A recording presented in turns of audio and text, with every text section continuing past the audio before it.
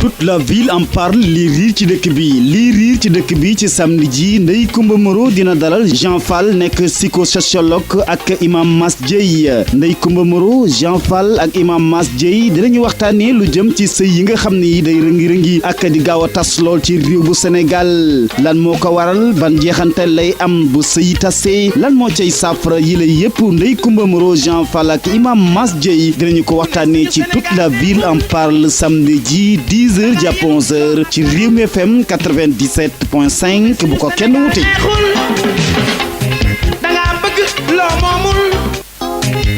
Toute la ville en parle lii riir ci dëkk bi lii riir ci dëkk bi ci samedi ji Ndeye Comba Moreau dina dalal Jean Fall nekk psychosociologue ak imam Mass Dieye Ndeye Comba Moreau Jean Fall ak imam Mass Dieye dinañu waxtaanee lu jëm ci sëy yi nga xam ni day rëngi-rëngi ak di gaaw a tas lool ci réew bu Sénégal lan moo ko waral ban jeexantal lay am bu sëy tasee lan moo cay saafara yi la yépp Ndeye Comba Moreau Jean Fall ak imam Mass Dieye dinañu ko waxtaanee ci toute la ville en parle samedi ji 10h jàpp 11h ci Rewmi FM 97.5 bu ko kenn wuute.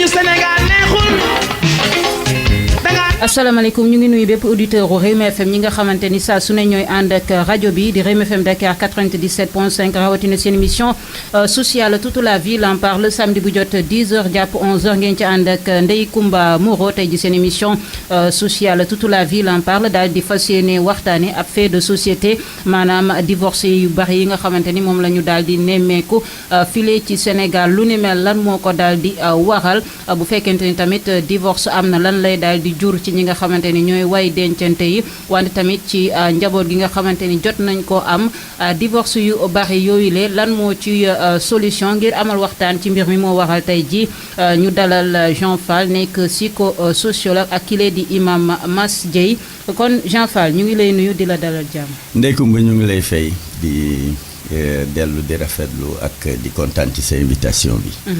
imam Mass Dieye ñu ngi lay nuyu di la dalal jàmm. Ndeye Comba maa ngi lay delloo nuyoo di kontaan ci invitation bi ak rafetlu thème bi nga xam ni mi ngi bëgg a lëmbe réew mi ngi noonu dañuy ñëw ci ki nga xamante ni mooy suñu sociologue ban jàngat nga am ci divorce yooyu léegi nga xamante ni dafa daal di bari ci société bi ban jàngat nga ci am bu njëkk.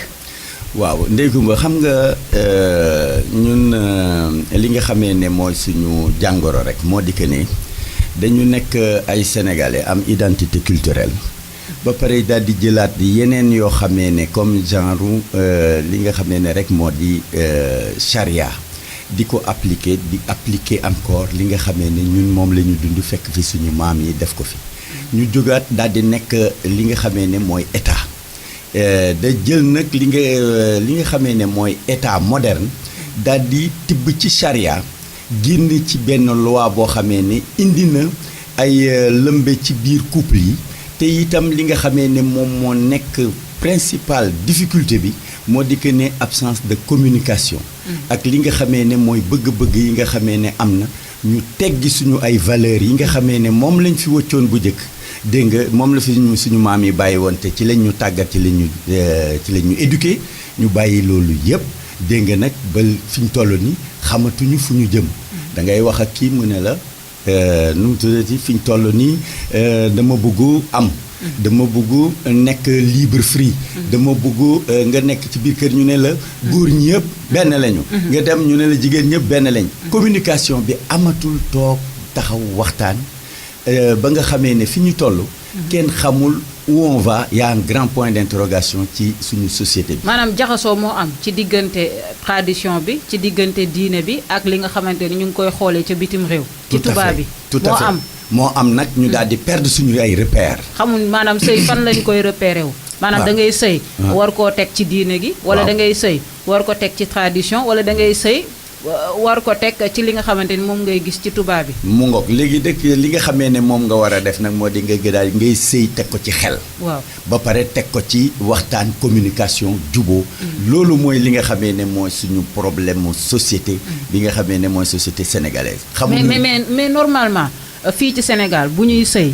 fan lañ ko war a teg maanaam référence bi fan la. ci li diine gi wax nga war a topp wala tradition bi ci nga war a topp maanaam aaday wala. normalement fan la ñu war a référé wu.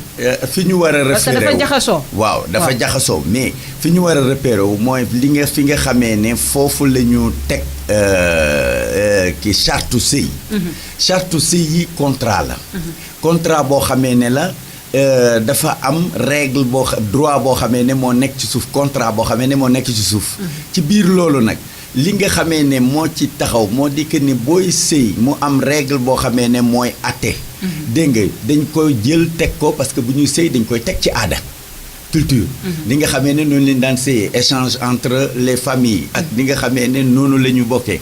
loolu nag ñu daal di am nag li nga xamee ne mooy suñu diine bi nga xamee ne diine bi ñëw na ba nga xamee ne taxaw ñu pour répondre à ta question. ñu daal di jël nag benn droit boo xamee ne dañ ko appuyer ci diine. teg ko. dégg nga li nga xamee ne mooy droit civil bi nekk fi en même temps muy ñaari droit yoo xamee ne ñu ngi taxaw ci biir sëy yi te nga xamee ne bokkuñu ni nga xamee ne noonu lañ leen di atte ak bokkuñu aussi ci ni nga xamee ne noonu la ñuy taxawee. parce que soo demee ci droit civil da nga fay gis ne foofu ñoom gisuñu li nga xamee ne moo di polygamie. nga ñëw ci le droit bi nga xamee ne moom la ñuy takk ci jàkka yeeg yu mel noonu. yooyu da ngay gis que ne mun am nga option boo xamee ne bu la neexee nga jël benn jabar bu la neexee nga jël ñeenti jabar. donc yooyu ngay gis ñu muy nekk ay choix yi nga xamee ne taxaw na léegi dem na ba loi boobu nga gis nag ñu daal di jël ko nag teg ko dem na ba jàngat bi ko ay waay dencante yi di jàngatee mu am jafe-jafe parce que xam nga dafa am lenn loo xamee ne ci suba rek maa ngi koy xalaat ni di gis ne li nga xamee ne moo di firange am na ci waay dencante yi waaye dafa am lenn loo xamee ne jigéen ñi léegi ci jàngat bi nga xamee ne noonu la ñuy jàngatee am mbirum sëy bi dafa toll ci wàllu boo takkee jabar ma dem suma yoon bu fekkee benn jabar ngay takk ak bugg a imposer loo xamee ne ca njëlbeen ga waxtaan nañ ko ba nga xamee ne taxaw na mu am ñoo xamee ne dañuy wax monogamie. dem ba ci biir takkaat ba ñu takkaatee am nañu faute par rapport ak loi bi. di ko nëbb seen soxna. waaw mais. ba seen soxna yëg ko. des fois sax duñ ko nëbb. des fois sax duñ ko nëbb mais da ngay gis ku yóbbu jëkkëram tribunal pour sur le fait seulement que fi ñu toll nii. jabar takk na beneen jabar te monogamie la signé mais am na juge yoo xamee ne parce que yu ci bare dafa am juge yoo xamee ne dañuy poser ay questions di kii ak yooyu mais bu ñuy atte dañuy atte selon la charia moom mooy atténuer peine yi nga xamee ne ak amende yi nga xamee ne war na ko nit ki war na ko mën a am donc ce qui veut dire que ne y a le facteur culturel boo xamee ne mooy peser te ci jamono yële passé gis nga les femmes juriste xaw ma lan ñu ngi jóg di poser waat ay problème poser ay yi nga xamee ne bon ay waxu yu daanu ci saret parce que man bu may xool ci àdduna bi parce que damay nekk di def gëstoog yu mel noonu damay gis ne Sénégal jigéen cër biñ ko fi jox ab benn dëkk dans le monde joxuñu ko jigéen ñi dans la mesure où ba oui loolu ñi ci d'accord ak yow du bari de. ma ne boo ci d'accordul ak man ma wax la léegi loo xamee ne du deñ moo di que ne boo demee ba nga xamee ne yaa ngi takk sëy wala yaa ngi samp sa kër boo demee ba nga xamee ne ay njaboot judd nañ ca bu fekkee ne yaa ngi xëy di jëli ji di dundal sa njaboot sa jabar boo doomee amee doom boo xamee ne mu ngi war a sëy boo ne man maay dogal sama kër dama koy maye mais boo demee ba ci biir di nga dellu si waat daal di ne demal seeti ji jigéen ñi boo ko mayee te sa jabar d'accord ji. bari na ñu fi maye seen doom te c'est loolu amul dañuy wax bu rek jigéen ñi waxee ñu ne amoo leen fi kàddu may dogal. du mbukk. Jean loolu moo fi am de. loolu moo mos a am xam nga doo jël benn cas spécifique. di ko kii mais toujours. ci ni nga xamee ne moo amoon jëflante jëkkër ak jabar ak ni ñu suñu yaay yi ni ñu leen mayee woon ak cër yi nga xamee ne suñu baay yi noonu lañ ak suñu maam yi noonu lañ leen joxoon cër boobu mu ngi fi ba léegi te cër boobu am na ñoo xamee ne soo ñuy waxanteeg ñoom ba ñu ne la dañ lay may sa doom dinañu toog daal di ne la demal nga seeti ji jigéen ñi pour que mbir mi mun a harmoniser wu loolu daf fi nekk loolu ce n'est pas du tout ay règlement ay droit. non loolu mais dafa am loo xamante ni jigéen ñi ñoo ko mën a gérer moo tax ngeen koy def du loolu te da ngay gis fii maanaam dictature la ñuy gis ci kër yi. Imam Mass Dieye ñu laaj du loolu may ma 2 minutes rek. ma imam may ma 2 minutes gis nga du loolu c'est-à-dire que gis nga ci division répartition travail bi dañu ne góor mooy yore kër mooy fixé fu ñu war a dëkk mooy joxe mooy sàng mooy dëkkoo. waaw mais léegi tendance bi changé na de. déedéet tendance bi changé wul parce que loi baa ngi fi ba tey. charia baa ngi fi ba tey changé wul. mais am na jigéen ñoo xam ne li góor ñi di def yëpp ñoo koy def ci kër gi. ma ne loolu beneen aspect la bu ñëw bi nga ma doon wax léegi ci début. kii bi naan ma dañuy dugg ci modernisme boobule. mais li nga xamee ne ñun moom la ñu. xam te moom la ñu gis.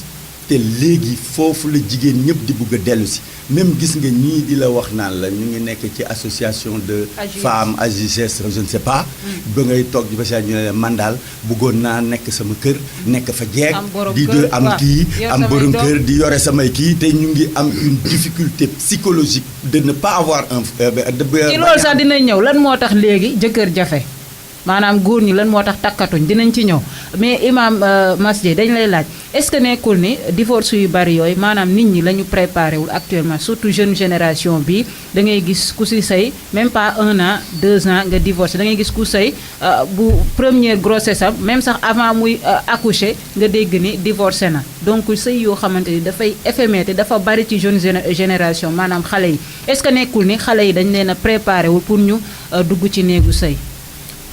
Ndeye Comba man fi may ci loolu laay wax ndax ni ñu daan takkee ak léegi bokkul xam nga bu ñuy takk dañuy def xutba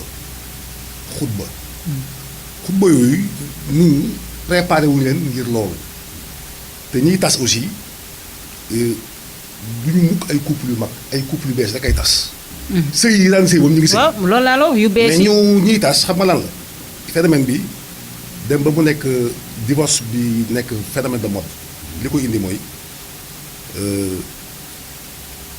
da ngay gis ku génn ak jigéen 10 ans ñu ne maa ngi génn ak moom maanaam doxaan wala 7 ans wala 8 ans ci foofu yëpp distance boobu yëpp amatul kersa amatul sutura amatul mbaax amatul dara bëgg ñëw nag wala dugg nag ci dëgg nag ci sëy parce que sëy mooy dëgg leneen bu dëgg yi ngeen nekkoon dem fii yëpp du dëgg ngeen ñëw nag di sëy et yow ku góor ki léegi tu te sens responsable léegi yaa ngi ci beneen vie ndaw si mu ngi ñëw dugg ci loo xam ne moom it lu bees la am nga ay goro am nga ay mbokk am nga ak yooyu loo wax mu teg ko sànni fële yàpp la di la wax ay kaddu yoo xam ni dund nga ba dee sax kenn musu la wax yu mel noonu te sëy nag dafa am du ñu koy ñage ay kaddu ay wax ay teraanga ay yiw nga dem ba doon supporter loolu ndax des fois sax sa entourage yooyu njëkk a critiquer mu am boom espèce écloplosion am ku nekk dem sa yoon am ñeen jigéen ñoo xam ne ñoom it lu ma leer lu biir ma dañuy dem sëy ngir am fa benn doom ñëw fexe ñu amee benn doom dans leur vie. jóge ci seen am doom rek toppatoo la ñuy toppatoo. bu leen kenn fat am ñoo xam ni mënuñu gérer ménage parce que seen yaay bi ñu leen di mayee sax xam nañ ni kii fa muy dem it. du fa yàgg ndax mënul togg mënul paase mënul fóot te daal vraiment mënul dara. seen yaay bi ñu leen di mayee sax xam na ni kii de mi ngi dem de waaye du fa yàgg bu njëkk ba da nga naan su doom ji de fa ngay sëy yàlla nga fa mel ni dugub bu suuna mais am ñoo xam dugub bu suuna longévité bi ak yàgg bi nga xam ne dafa 100 ans du yàqu mais léegi koo wax yaa nga xam ne dugub bu suuna dafa naan bu ma ko ñaanal ndax yow yaa xam lan lay fekk foofu parce que conflit intergénérationnel yi ci wàllu xel ak léegi fi ñu toll ci modernité rek yooyu la et genre dund yu bees yi nekk ci kër yi xale yi duñu mën a supporter yooyu bokk na ci indi non seulement li nga wax par exemple ci problème contrat maa ngi dem pour am benn doom tas ñëw lu ma leer maanaam naa am doom rek maa ngi dem jëli alalu waaja da ngay dem sa yaay naan la xabal sa bopp de waaw xabal yaay kan de bu ko defee nga ñëw bu dee da nga tàbbi ci kër goo xam ni ci diine la ñuy dox parce que man ci diine lay wax et da ngay mujj am problème bu dëgg et puis sëyu l'islam sëy fii ci Sénégal ñun nag aussi la constitution suñu constitution laïque bokk na ci li gën a indi benn genre jaasi mooy li dóor problème parce que suñu sëyu jullit tribunal amu ci woon yoon parce que léegi sax boo sëyee même bu fekkente ni mariage bi ci jàkka bi kese lañ ko amalee wala ci jumaa ji même booy divorcé da ngay obligé demaat utaat certificat de mariage tribunal pour divorcer foofu même bu fekkee amoo defoo leen mariage civil voilà te suñu sëy ñun même chez les chrétiens ngeen mbokk dañu naan la vous êtes unis pour le meilleur et pour le pire mais ñoom sax ñooñu amuñu morom parce que cas yi 80 je sais pas peut-être plus de 80% des cas yi am ñun la conseillé ñun jullit ñi yàlla moom nañ ko wax te dee tribunal la ñu fay lijjanti ci mbiri problème mu sëy bu dee fukk la juróom-ñett yëpp jullit ji la conseillé d'accord nous sommes majorité dans ce pays waaye am na yoo xam ne nag ci wàllu yarin teggin tëralin chrétiens yi ak ñu bokkul diine ñun duñu wax vous êtes unis pour le meilleur pour le pire mais fii sa jëkkër bu dépense am xawee kii sax sa yaay ne la kaay joxuma la koo xam ne xamul xiif xamul mar nangam nga jóge fa daal di ñibbi si kër gi bu njëkk ba ma saan fay dem sa kër bàyyi doo fa fanaan effectivement est-ce que gis nga couple bu mag bu tas suñu yaay yi li ngi ci kër yi pendant 40 ans di muñ lu ne 50 ans la ñu fa muñ xaar ko fa du xale yi ñoo koy muñ ñi nga xam ne sama waay dañuy ñëw kër goo xam ni lii la fa amoon ñu dugal fi déedéet du mën dem donc su may wax ci diine ci foofu lay wax mais aspect matériel bi tamit ak calcul bi dañuy gis ni góor ñi dañuy calculer jigéen ñi di calculer góor ñi matérialiste jigéen ñi matérialiste noo ko gisee man damay wax si am naa lu ma ciy dolli aussi parce que aussi lu bari ci les jigéen ñi aussi dañu am degré de perversité boo xam ni góor yi nekk irresponsable ndax des fois am na loo xam ne mosoo ko nangu sa yaay ci sa baay seen kër yi tout ça mais maintenant tu es obligé da di ko accepter ak yooyu du ñu lay defal ay plan sur le côté matériel doo dem yoo xam ne mosoo ko xam yow tu n'as jamais vécu ça yooyu dem mu am implosion mu jógi mu am explosion alors xam nga tas ci lislaam sax yàlla daf ko daganal yonent bi ne yàlla daganal na sëy daganal tas nu mu ko daganale parce que surtout takk jabar amul waaye surtout divorce dafa am bu dëgg mais divorce c'est pour régler les affaires incompatibilité d'humeur Sénégal divorce c'est un drame or que mën nga am ñaari façon divorce rek moo am consentement ak contentieux yëpp nag yoonu tribunal nekku ci l'islam tout à fait mais di nga laal ci côté dund gi ci appartement yi parce que ñu bari laal nañ côté boobu léegi da ngay takk sa jabar mu ba léegi ci jeune génération bi rek parce que problème yi ëpp foofu la amee suñu yaay ak maam yi ñu ngi muñ lu ëpp loolu te génnuñ seen kër mais dañu gis ni tamit takk sa jabar ngeen am ay 25 ans 30 ans dem beru jël seen appartement 1 an 2 ans ñu ne divorcé nañ kii jaar na ni kii jaar ñu bëri ne dund gi ñuy dund ci appartement yi maanaam chaleur familiale bi doon am di régler mbir yeeg yooyu naka nga gisee loolu est-ce que loolu facteur la tamit appartement yi beru bi waaw danañ ci ñëw ak Jean facteur la boo xam ni aussi mooy li ma wax léegi xam nga rupture nekk ci këru famille ni la sa waay waxee sànq dégg naa mu wax bu tudd ay tradition ak suñu ay culture diine ñëw parce que diine moom dafa ñëw pour indi équilibre bu gisee lu baax mu kii bu gisee leneen mu wax li mu ci wax du dëgg mais musiba yëpp ñu ngi jóge ci beru yi ndax tu n'es pas préparé à ça nekk sa kër baay sa kër maam nekk sa famille nga xëy suba takk benn xale boo xam ne yéen a ngi xamante 10 ans de mariage 10 ans de génn ou 15 ans de génn am na yoo xam ne génn yi li ñuy wax génn ngeen dem mariage ngeen dem jël appartement mais ci appartement yi yow est-ce que am nga bopp yow borom kër gi bu mën a supporter beru boobu préparé woo à ça pour mën a beru am ñoo xam ne leen daal yëpp ci loolu leen dale beru yi beru waaw ak yooyu dem doo xam lu fay xew ndaw si loo mësoon a bañ moom nangu na di nga ko nangu par force ndax léegi vous êtes seul yéen ñaar a fa nekk te xam nga bànneex dafa nekk loo xam ni dafa mel ni comme noonu ñuy def gëléem. nos la ci bëkkan dina topp ngay dem te day jeex aussi. day jeex tout à fait. voilà. mais Jean loo ci bëgg a wax. li ma ci bëgg a wax rek dama bëgg a rebondir sur deux aspects. premier bi moom imaam wax na ko. moo di que ni mariage civil boobu nga xamee ne chrétiens yi moom lañ def. boobu amul polygamie ca biir te mu ngi fi parce que boo bëggee sëy ak tubaab wala nga bëgg a sëy ak église ba pare dañ lay yóbbu ba mairie grande mairie ba mu officier d'état civil bi taxaw daal di leen réunir pour le mairie pour le pays boobu boo koy bëgg a tas di nga sonn boobu boo koy bëgg a tas di nga sonn.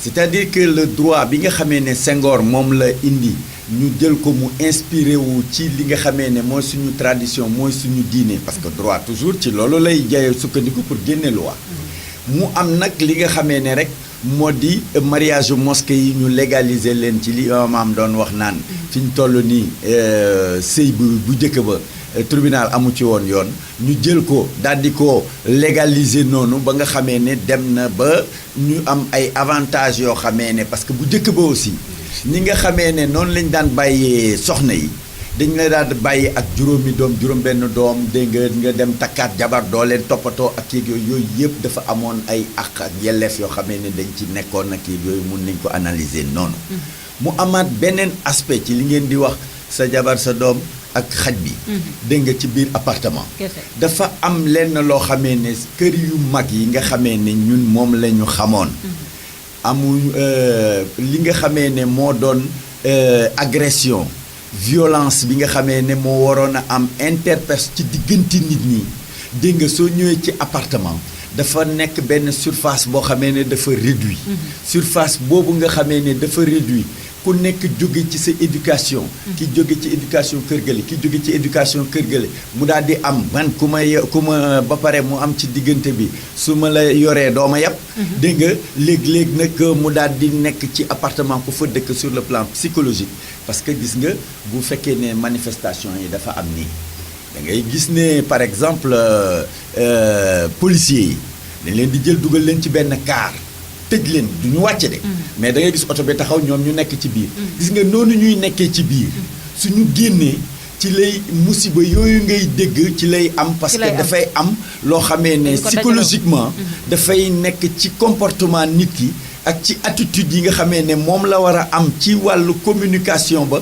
ak ni nga xamee ne sëy dañ koy escorter ni ñu koy defee ci jàkka yi dégg nga war a am ñoo xamee ne toujours ñoo lay dëfal dégg nga di wax ak yow waaye da ngay gis koo xamee ne day wax rek tuuti yaayam wax mu ne ko yaay bul dugg sama sëy bàyyi duggul sama sëy dégg nga ngeen nekk ci loolu ngeen dem a dem ba si yàgg jékki-jékki ba ngeen di signé affaire bi neex nga daal di ne monogamie nga jékki-jékki gis beneen xale boo xamee ne xaw na mel nii wala aspect intérêt yooyu dugg ci nga daal di jóg dem takki ko boo ko takkee affaire ba ñëw man waxoon naa la ne du ma boo takkee kenn ma dem du ma dem dinaa dem ak yooyu ba démb rek benn yooyu bari na fi ñu ngi may woo téléphone woo nañ ma téléphone nii ne ma man gis nga sama belle-sœur bi da ngay waaru dama moom nañ ko takk yàggul mu daal di ne ma démb damay romb ci néegam parce que frère am moo ko takk damay romb ci néegam mu ne ma doo ma ci màdd xam nga yooyu doo ma ci màdd waaw doo gaaw a ma ci màdd waaw ay affaire yooyu nekk yenn kii yoo xam ma ne ko waaye luy macc màdd luy kii ak yooyu ba si yàgg après je me suis rendu compte ak yéen mel noonu ma ne ko waaw waaw ma ne ko moom lanam ko kii mu daal di ne moom yaakaar naa dafa kii de ma ne ko mais bul yaakaar bàyyil noonu yéen comme yéen a bokk kër gi li ngay def rek moo di que ne da nga koy considérer comme yow sa jabaru rakk la yow yaay magam boo nekkee magam nag yaay nekk magu sa magu jëkkëram mais da ngay am fayda mais xam nga am fayda boobu ce qui est sûr c'est que benn étincelle gi noonu de xam naa ne benn bés dina mos a exploser ji su fekkee ne jëkkër yi wala génnuñu ci kër gi wala demuñu ak yooyu te yooyu yëpp xam nga par exemple benn aspect boo xamee ne la ki sëy si ci kër gi ak ki nga xamee ne buñ ko takkee dafa war a dem wala warul dem dégg nga sëy yu dëkk ci kër xam nga loolu aussi modernité bi ak indi na jafe-jafe ci diggante nit ñi ba nga xam ne Imaam dinañ la laaj tamit am na beneen aspect boo xamante ni jigéen ñu bari actuellement liy jur divorce yi maanaam jigéen boo xam ne dafay sëyi ci kër mais mënul am doom kii sax mu ngi koy junj léegi loolu lan nga ciy wax parce que jigéen ñu bari actuellement ñu ngi seen biir kër di souffrir te dara waralu ko lu dul ñàkkum am doom. waaw parfois sax bu balay gën a métti nga sëy fa 5 ans 10 ans amoo doom ñu dem takk keneen andi ko mu def fa 1 an 2 ans rek am doom donc souffrance bi day daal di gën a métti. xam nga souffrance. di gën a métti. ci àdduna. ci jigéen buy sëy bokk na ci ñàkk am doom. ndax dañu koy considérer comme benn catastrophe. wala léegi sax xam nga nit ñi yeewu noonu ba xam ne xëy na science ak médecine. nit daan na toll foo xam ne si ñàkk ko. mu dem dugg génn yàlla dimbali ko. ndax it doom yàlla koy joxe. amul kenn ku muusoo moytu ba fexee muy amee doom. sëy bu fekkee ne doom amu ca loolu métti na ñi mu dal nañuy seetu. seet seen bopp. yàlla ñaanuñu yàlla mooy leen njaboot. bon loolu kaa la des fois am na ñoo xam ne mën nañu ko gérer des couples yoo xam ne du seen problème. amuñu doom société bi. waaw ci société bi laa wax. amuñu doom. société bi moo leen di sonal. waaw société bi moo leen di sonal mais ñoom seen bopp y' a pas de problème. peut vivre sans enfant noonu la yàlla bindee ñu ngi fi ci dëkk bi gis ko ba tey. am ñoo xam ne nag léegi ils sont obligés alors wut ñaari jabar. ce qui n'est pas un drame. polygamie moom du problème mu jullit war na boole ci affaire am xam ni lu yàlla daganal la polygamie forcé ko kenn nag dafa ne bu fekkee ne mënoo mandu bi dafa yaatu boo ci bëggoon dugg émission la. loolu donc nga wut keneen ñeneen ngir am si njaboot c'est important mais est-ce que loolu rek mooy base sëy aussi. est-ce que loolu rek la aussi. ndax itam. même ñoom dañuy wàcc seen jabar maanaam dañu lay fase parce que mënoo am doom. waaw mais loolu du question wu trahison sax parce que nit ñi dañu koy jàppee trahison. mais consensus la man je veux des enfants. xam nga waxtaan moom ak jamono fu mu toll nii man kat bëgg naa daal am doom. léegi daal dama bëgg a wut beneen soxna xool ba xam. léeg-léeg sax c'est les femmes seen ñoom bopp. aaw ba moo naan day doon suñu yonent yàlla Ibrahima alayhi salaam. ak soxnaam Sarata ak histoire bu nga xam ne moo tax sax ñu ne fi ñun. sinon kon du ñu fi ne ndax polygamie daanaka. boobu temps sax du woon polygamie. daga noonu ci jamono jooju. du dëgg mais bari na fii ñoo xam ne aussi dañuy jëlal seeni soxna seeni borom kër jabar ngir mu am ci doom. mu ne si kër ga rek mënul am doom loolu dara newu ci. c'est rien du tout boo ko mënee gérer rek soxna Ndeye Kumba. dara nekku ci mais bu ñu la jaral nag alors nga indi genre indi trahison wala nga wax yoo xam ne yow du sa cër ndax doom mbir yàlla la. waaw man gis naa ci exemple yoo xam ne bu ñu toogal fii di ko wax fii. ñu may dégg. ñoo xam ne si dunu 14 ans. ñii 18 ans. xëy dem suba rek ndaw si am doom. gis naa yooyu. wala parfois nga gis foofu sëy feneen am fa doom. loolu laa doon. waaw yooyu trahison. c'est que yàlla moom mooy def rek. que ne comme ni ko Issa waxee léegi rek. mu nekk loo xamee ne facteur scientifique bi dafay jouer wala yàlla def tudd ko seen diggante. loolu ci xel. moom la ñuy wax. dañuy wax doom yàlla koy tudd. waaw yàlla koy tudd. mu daal di dem ci xel. léegi ñu dem ba nga xamee ne science bi ak xel bi ñuy may nañu ba nga xamee ne ba mënul am doom mun nañu jël ku am 80 ans ñu daal di la defal inséminer la. ay kii yooyu nga am doom. dégg nga mu daal di indi loo xamee ne rek. mooy li ñu yàlla may ak science bi. li nga xamee ne moom lay développé. dégg nga pour di ñëwati rek ci li nga xamee ne facteur économique boobu nga wax rek. que ne wàllu ñaari jabar.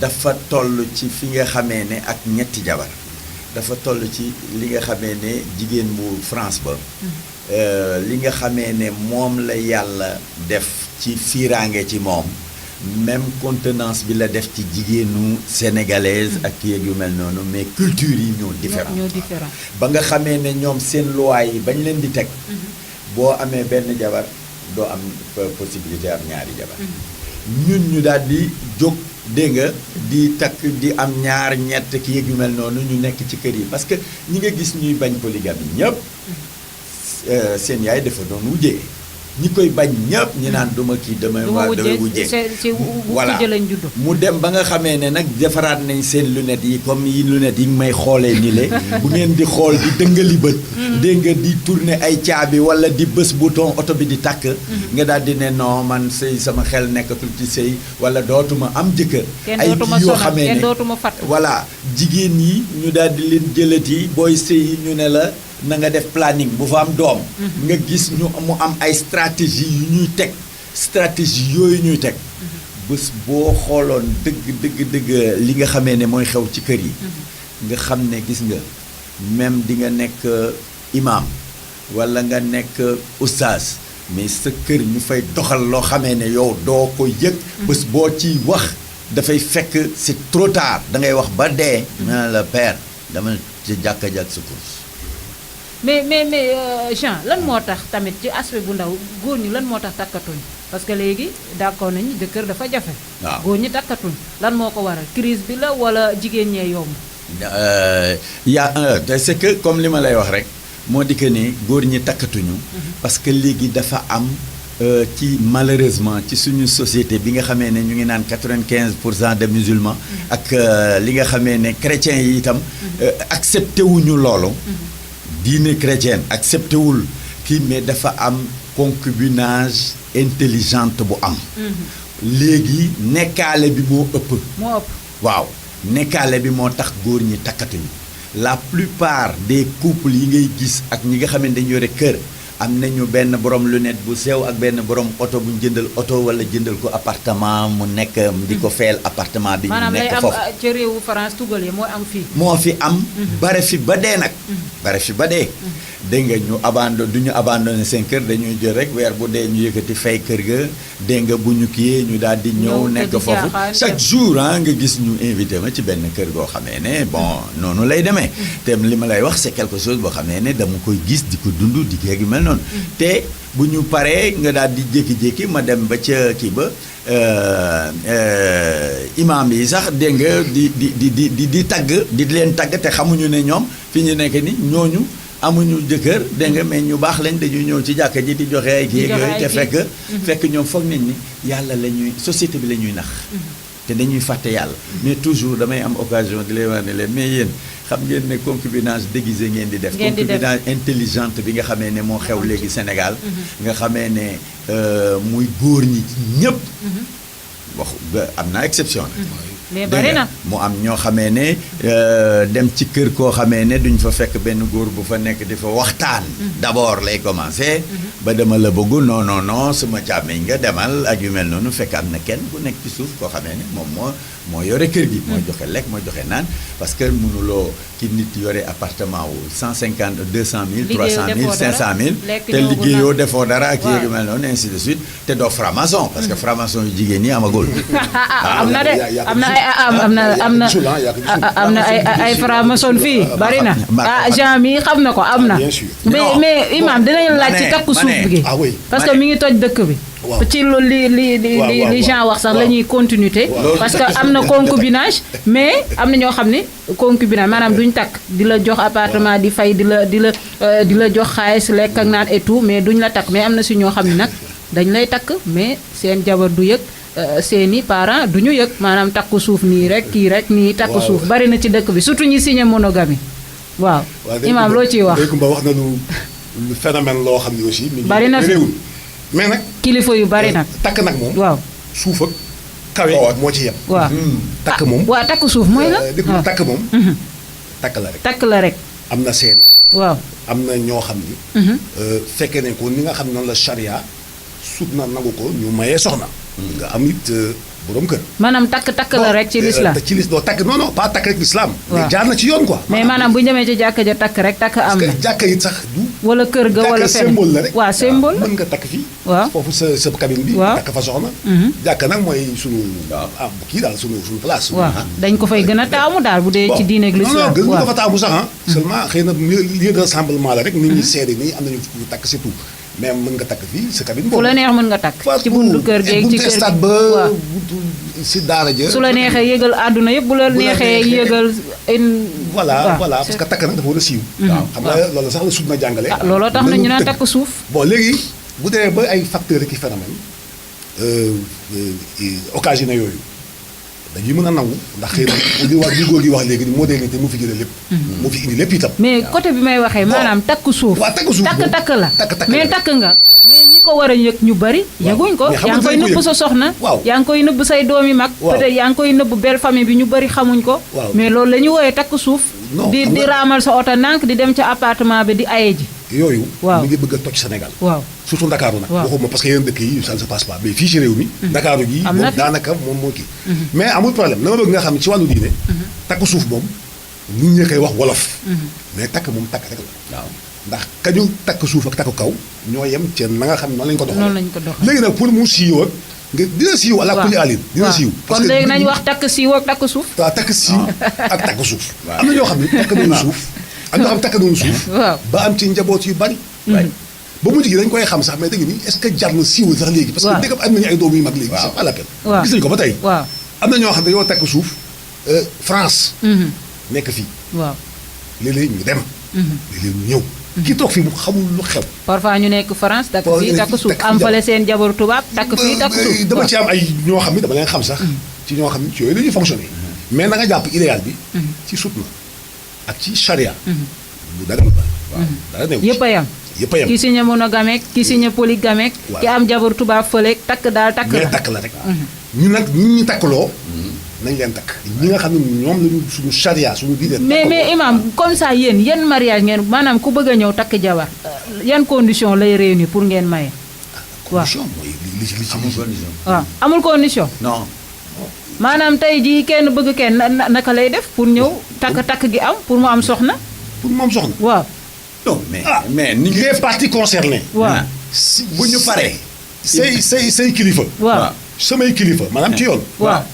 yooyu ñooy. mais da ngay gis takk yoo xamante ni du bari nit seede yi duy bari. ay benn nit ak xam nga seede moom. waaw am ñoom dañuy dem di luye ji ay parents. loolu indi mais yéen du ngeen gëstu côté boobu. non ko kii dafa dugg ci beneen débat. waaw parce que loolu débat la. loolu du ci dara. loolu dara. bu la nee indi sa ñaari xarit fii. indi parce que li am solo mooy non si ñun. li ñuy wax kilifa yaa xam ki nga jàppee kilifa kan. waaw moo xam benn waaye bu doon dox ci mbedd bi. waaw yaa xam kuy jaay banaana ci bëgg ne ko kaay dama bëgg ndaw si kat. ak yooyu. ñëwal leen ñaanal li ma soxla mais lu ne dafa am yoon. waaw dafa am règle d'accord yow sa doom. waaw ak sama doom. waaw ak sama doom yi xarit. waaw xam nga ni kenn bëggul. waaw ku mayee sa doom ci anam boobu. mais bari na ñoo xam ni fii dañoo jubadiku ak seen waajur. wala seen waajur nanguwuñu kii nga xam ne moom. waaw ay problème mu kas ak yenn dugg. wuti gis nga dama bëgg ñu may ma ko. góor ga ne bu ñu la ko mayee ma doon àddina ak àllaaxira moom mënul bàyyi waa ji mënul bàyyi ndaw si. mu dem gis Jean Fall. waaw ne ko man kat dama bëgg kii laa bëgg. tout à fait Jean kilifa la. waaw Jean nag li mu war a def mooy jël ay tànkam dem seeti. famille bële ñaari famille yi waxtaan su ñëwee ngeen maye. bu ñëwee ñu maye mais léegi am na ñoo xam ne ñooy maye seen bopp. waaw dégg nee nañ ku sëy ba tas mën nga maye sa bopp. loolu wér la. waaw boo xam ne mës nga sëy divorcé. booy sëyaat bu ñu la nangul maye mën nga maye sa bopp. sa papa ak sa yaay bañee ne du ma la maye kii. dema ca imam ba rek. dem ci imam sax ne demuma. waaw nga ñëw fekk Jean. nga ne ko Jean man kat kii kat dama koo bëgg. maye ma ak yooyu te aussi li nga xam ne sànq am na lu ñu wax. gis nga lii xew yëpp nag Dakar lay xewee. yu bari bu dee fukk. juróom-ñett yëpp. Dakar ci daanu ville Dakar. ndax li koy waral nit ñi dañu sophistiqué xale yi xamatuñu fu ñu jëm. xamatuñu fu ñu waxal. am na ñoo xam ne léegi gis naa sax ñoo xam ne ñu ngi commencé yeewu léegi. bu ñu bëggee takk soxna dañuy dem ci seen. waaw wala ki seen bàjjen. ñu dem seeti wilaas. waaw ñooñu duñu tas du fay. xamuñu appartement 200000. xamuñu ndekki croissant xamuñu nangam. xamuñ dara. voilà mais am na ñoo xam ni. ndeysaan léegi aspect matériel bi daal aspect matériel de jour. bi ñu jiital moo jaxase lépp loolu moo jaxase mbir yi. waaw nit nga bëgg a takk soxna. bu xalaatee ndékki bi ndaw si war a ndékkee rek. koo xam ni këram mu nga daan ndékkee saxaw. waaw ak ay je ne sais pas. koo xam ne leen na la kii 5000 francs doyu ko ndékki. nga xam ni kii te yow amoo boo ca bëggee dugg nga ni kii de ndékkeem rek. ndékkeem rek aw ma ko. waaw moom sax au début parfois mu fay loolu appartement 150 000 200 000 fekk yow salaire 100 000 nga am. mais voilà yooyu boo tax gars yi nag léegi. kii kat daal di du ma ci dugg. mais la polygamie nag moom ni ma la ko waxee sëñ Fall mosul nekk problème mu si jullit moom bu dee ne condition yi nga xam ne moom mandu na ci li nga xam ne moom moo tax mu war a takk soxna pas pour ma venger wu parce que kii ndeysaan nekkuma ak moom ci ay conditions yoo xam ne ma dem takk non war nga takk ñaari nga takk ñaari comme aussi war nga libérer soxna yaa ngi moom ci kër gi ci ay catastrophe yoo xam ne incompatibilité d'humeur boo duggee mu génn boo waxee mu yuuxu mais ngeen ñaanalante mais Jean Fall dinañ la laaj parce que waxtu bi xooj nañu may ma rebondir rek ci thème bi nga xamee ne lu tax divorce yi bare waaw xam nga aussi boo duggee ci takk suuf yi am na peut-être yow inconvénient yu ngeen ci gis mais am na aussi avantage yi mooy da nga wax divorce yi ak conséquences yi xale yi yow mun nga dëkk ak sa jabar ngeen nga tàmmal leen benn harmonie boo xamee ne bu ci keneen duggee dafay déstabiliser harmonie ba fa nekk da ngay gis des fois boo joxee jabar ñu daan ne la est-ce que Ndeye Coumba yëg na ko nga ne ko mais Ndeye Coumba lu mu koy yëgee parce que bu ko yëgee mu indil ma problème lan ngay wax waaw yaa ngi dégg te gis nga loolu préparation bi nga xamee ne moo war ba ñu préparé ko harmonie boobu nekkoon ñi nga xamee ne dañu foogoon ne seen jabar seen doom rek ak seen jabar rek ak xale yi ni ñu la tàmmee woon ak ni ñu la taqee woon nga jël keneen dugal ko ci am na préparation psychologique boo xamee ne war nañ ko mën a def pour harmoniser arrondir les angles pour éviter ay clash yoo xamee ne mun na indi ay divorce wala ay éclatement de famille waaw mais comme que waxtu bi dab nañ dañ lay laaj rek ci xale yi parce que bu divorce amee surtout ñu jot ci am benn doom wala ñaari doom ñi ciy jëlee gaañu bu gën a métti moom mooy xale yi mais souvent ñoom ban attitude la ñu war a am pour xale yooyu bañ a am ay nekk victime mu divorce parce que souvent ñoom ñooy victime yi da ngay gis koo xamante ni day fase jabar fase ay doom waaw lan nga ciy wax fase jabar fase ay doom man li ma ciy wax alors que doom yi sa deret la voilà li ma ciy wax rek moo di que ni divorce bi nga xamee ne moom moo nekk consentement mutuel bi nga xamee ne moom la oustaz wax léegi imam wax léegi dégg nga divorce boo xamee ne da ngay mun a toog yaa ki nga xamee ne yéen a doon dencante ngeen mun a am benn consentement boo xamee ne pour élever pour éduquer xale yi dégg nga xamee ne yow di nga divorcé te fekk yow ci sa bopp doo leen sore boo ko bàyyee ak yaay ji nga bàyyi leen ak lu ñu dundee boo fekkee ne sa doom yi li la war nga def sa digganteeg sa ak yelleef ak sa digganteeg sa njaboot. mais parfois ku góor ki day takk soxna. beneen soxna andi. doom yi nekk ci moom mais soxna soo su mu takk day maltraité ay doomam. mais loolu jafe-jafe yu métti. yoo xam mi ngi am ci société bi loolu dafay am waaye dafay nekk koo xamee ne doom yi nga xamee ne da nga ko teg parce que gis nga comme li ma lay wax rek góor yu bare dafa am dañu ne.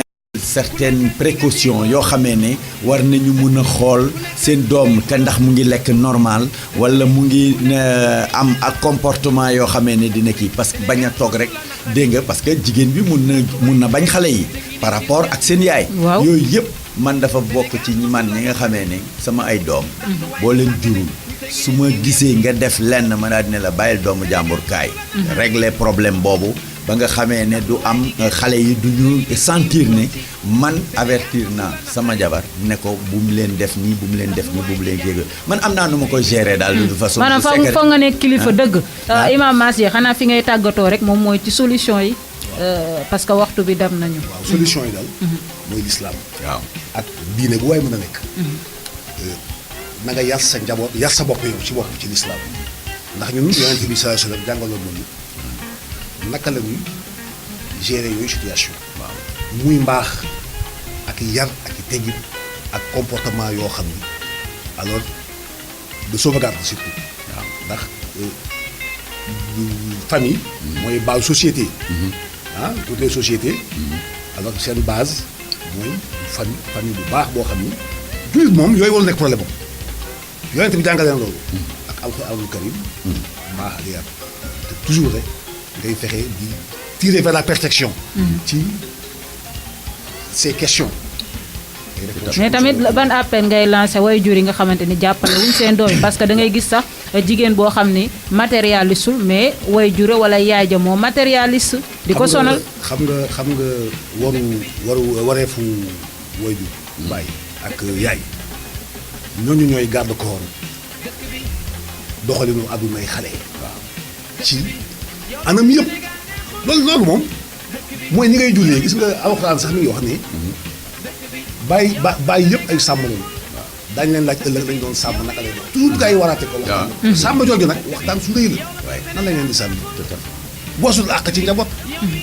xool fu ñu jëm li ñuy def yow la income. yow loolu mooy soxna yi aussi la yar leen ci biir loolu rek mooy mbir mi.